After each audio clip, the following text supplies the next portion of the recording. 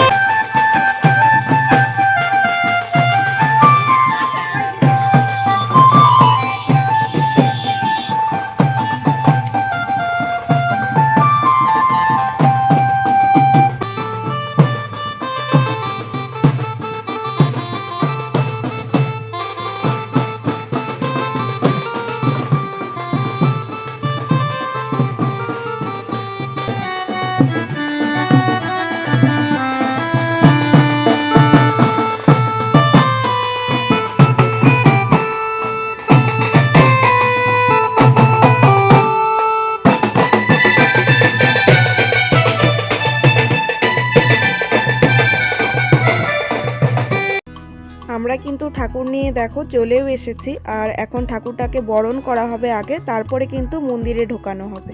তো এখানে প্রথমে দিদির শাশুড়ি কিছু করছিল, তারপরে দিদি কিন্তু বরণ করেছিল ঠাকুরটাকে। আর তোমরা তো দেখতেই পেলে, মানে সারা রাস্তা কিন্তু একদম নাচানাচি করে, মানে খুব আনন্দ করে ঠাকুরটা আনা হয়েছে। তো যাই হোক, তোমরা দেখতে থাকো ভিডিওটা, একটু পরে তোমাদের সাথে আবার কথা হচ্ছে।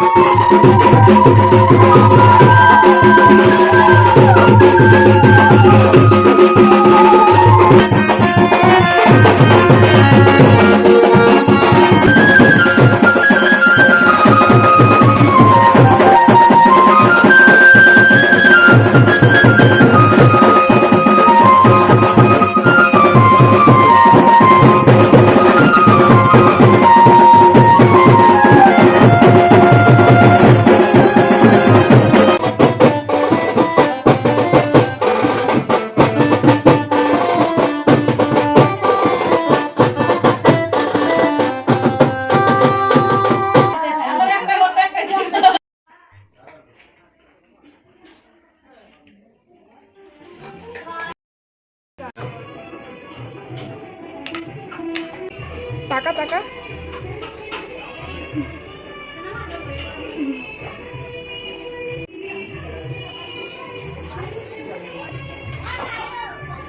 ঠাকুরকে কিন্তু মানে বরণ করে মন্দিরে রাখা হয়ে গেছে, আর এদিকে ভোগের জন্য সব কিছু তোড়জোড় চলছিল, সব কিছুই রান্না হয়ে গিয়েছিল, কিছু কিছু বাকি ছিল সেগুলোই কিন্তু করা হচ্ছে।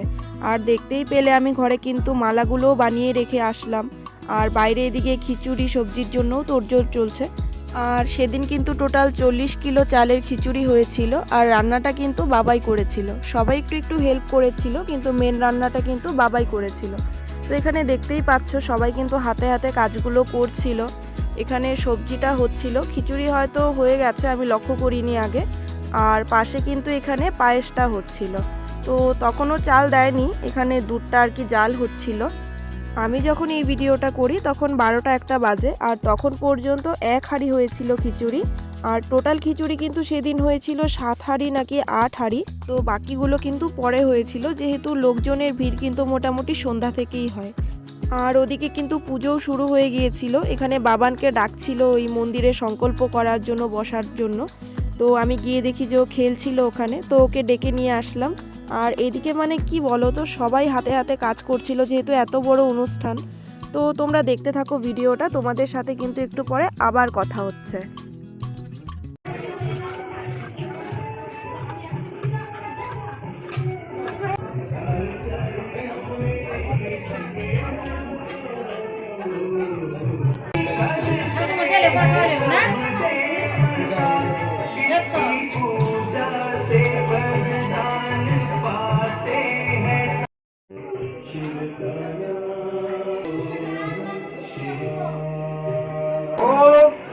নমো তুলসী দর্শন গোবিন্দায় নমো নমঃ ওম নমো কৃষ্ণ করুণা সিন্ধু দীনবন্ধু জগৎ ঈশ্বর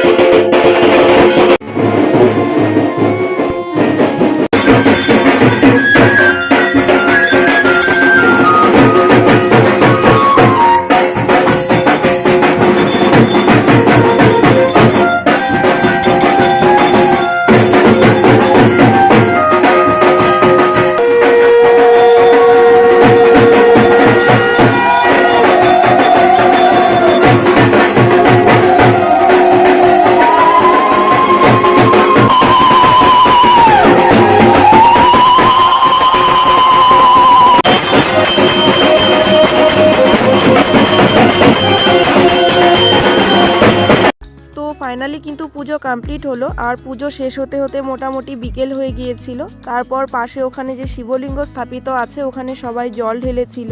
তারপর আমরা যারা যারা উপোস ছিলাম সবাই কিন্তু অঞ্জলিও দিয়েছিলাম। আর সেই ভিডিও ক্লিপগুলো কিন্তু নেওয়াই হয়নি।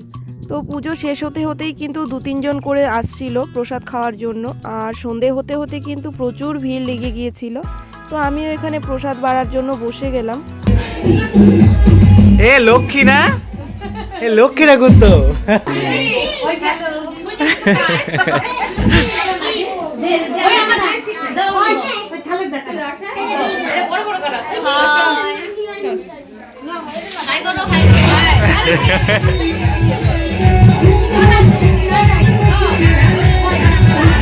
তো প্রসাদ বাড়তে বাড়তে কিন্তু আমিও এক ফাঁকে গিয়ে প্রসাদ খেয়ে আসি। আর সেদিন কিন্তু আমার কয়েকজন ফ্রেন্ডরাও এসেছিল, মানে স্কুল টাইমের। তো ওদের সাথেও প্রচুর গল্প করেছি। আর এই পুচকুটা হচ্ছে আমার একটা ফ্রেন্ডের বেবি, ওর নাম হচ্ছে মিহিকা। মানে নামটাও যেরকম সুন্দর, দেখতেও ঠিক সেরকম কিউট। তো তারপর একটু বাইরে আসলাম। আর বাইরে এসে দেখি এখনও খিচুড়ি রান্না চলছে ওইদিকে, আর এদের খাওয়া দাওয়া চলছে। এই যে দেখো, এটা আমার ভাই, ওরা খাওয়া দাওয়া করছে ফ্রেন্ডদের সাথে। তো যাই হোক, আজকের ভিডিওটা আমি এখানেই শেষ করছি। দেখা হচ্ছে তোমাদের সাথে নতুন কোনো একটা ভিডিওতে। আজকের জন্য বাই।